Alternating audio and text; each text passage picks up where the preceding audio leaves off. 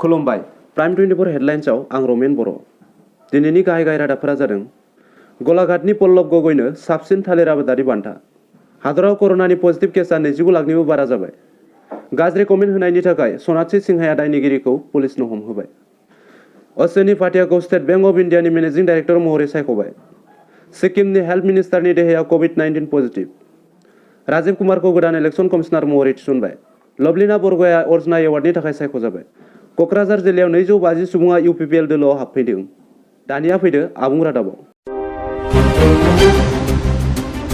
गलाघाट जिल्लानि सिङाव थानाय खुमथाइनि बरालेकसन मुंनि गामिनि सासे जाखांफु आबादारि पल्लव गगैआ भारतनि मादावनो 2020 मायथाइनि साबसिन थालिर आबादारि बान्थाखौ मोननो हादों।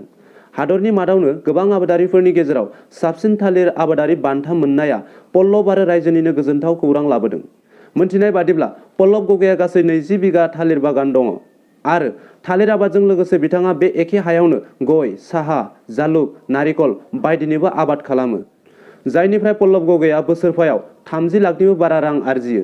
मोनथिनाय बादिब्ला बिथाङा 2020 मायथाइनि जानुवारि दानाव तामिलनाडुनि नेशनेल रिसार्च सेन्टार अफ बानानानिफ्राय थालिर आबादनि सायाव सोलोंथाइ लानानै आबादखौ जुरिजेनदोंमोन आरो दा बिथाङा तामिलनाडुनि बे नेशनेल रिसार्च सेन्टार अफ बानानानिफ्रायनो 2020 मायथाइनि साबसिन थालिर आबादारि बान्थाखौबो मोननो हाबाय। बिथाङा दासिम आबाद बिफाननिफ्राय जेबो सुबिदा मोनाखैब्लाबो गावनि रोंगौथिजों आबाद मावनानैब्लाबो गोबां माखासे मानसिनो खामानि होनानै गावजों लोगोसे गोरिब नखरनो उदै सुफुंहोनो आरो नखरखौ दैदेनहोनो हादों। हादराव दासान्दि सानसेयाव 9 लाखनिबो बारा सुबुंखौ कर'ना टेस्ट खालामनाय हाबाफारिया सोलिगासिनो दङ, जायनि गेजेरजों भारतआव दायो 29 लाखनिबो बारा सुबुंनि देहायाव कर'ना पजिटिभ मोननाय जादों। दासिम हादराव गासै 3,26,62,252 सा सुबुंखौ कभिड टेस्ट खालामनाय जाबाय, जेराव 29 लाखनिबो बारा सुबुंनि देहायावनो पजिटिभ।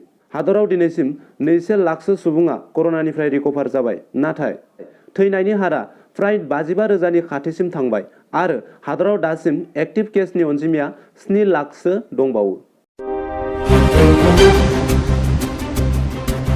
बलिउडनि मुंदांखा फावखुंग्रि सनाक्षी सिंहानि इन्स्टाग्राम भिडिअनि सायाव बाहायजाथावै गाज्रि कमेन्ट होनायनि थाखाय सासे दायनिगिरिखौ मुम्बाइ साइबार पुलिसनो FIR होयो। मोनथिनाय बादिब्ला थांनाय 7 आगस्ट खालारखालि गावनि इन्स्टाग्रामाव आइजोफोरनि संरैखाथिनि सायाव मोनसे भिडिअ पस्ट होदोंमोन, जाय भिडिअनि सायाव औरंगाबादनि थागिबि 22 बोसोर बैसोनि सुसिकान्त गुलाब जादबआ बाहायजाथाव गाज्रि रावनि कमेन्ट होदोंमोन आरो दायो मुम्बाइ साइबार पुलिसआ सनाक्षीनि FIR बायदियै दायनिगिरिखौ हमबाय।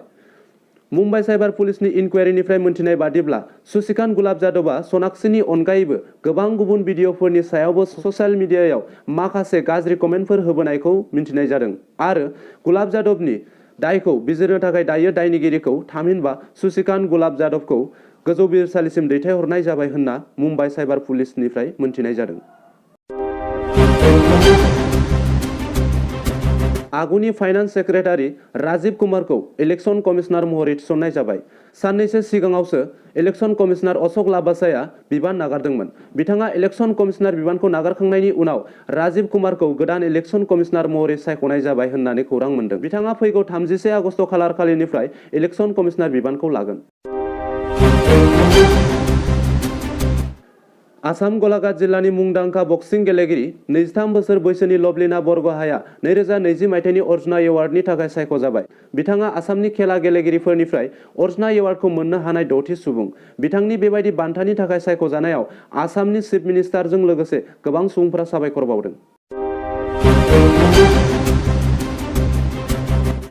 पार्सनेल मिनिस्ट्रिनि बिथोन बादियै 21 आगस्ट खालारखालि अश्विनी भाटियाखौ स्टेट बैंक अफ इन्डियानि मेनेजिं डाइरेक्टर महरै सायख'नाय जाबाय। बिथाङा स्टेट बैंक अफ इन्डियायाव डिपुटि मेनेजिं डाइरेक्टर महरै हाबा मावदोंमोन आरो बिथाङा 2022 मायथाइनि 31 मे समसिमनि थाखाय स्टेट बैंक अफ इन्डियानि मेनेजिं डाइरेक्टर महरै थिसनजाबाय होननानै खौरां मोन्दों।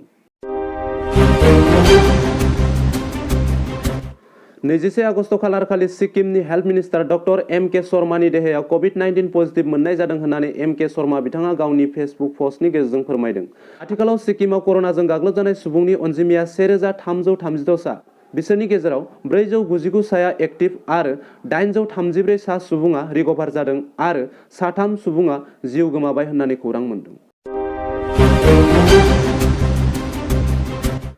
21 आगस्ट खालारखालि कक्राझार जिल्लानि सुखानजारा गामियाव मोनसे इउपिपिएलनि मेल खुंनाय जायो। बे मेलाव बाहागो लायो इउपिपिएल हान्जानि गोख्रों मावथि श्रीमती बिना गयारी। बे मेलावनो 250 सुबुङा इउपिपिएल हान्जायाव हाबफैनाय जायो आरो बे मेलाव रोजा रोजा रायजो राजाफोरा बाहागो लायो।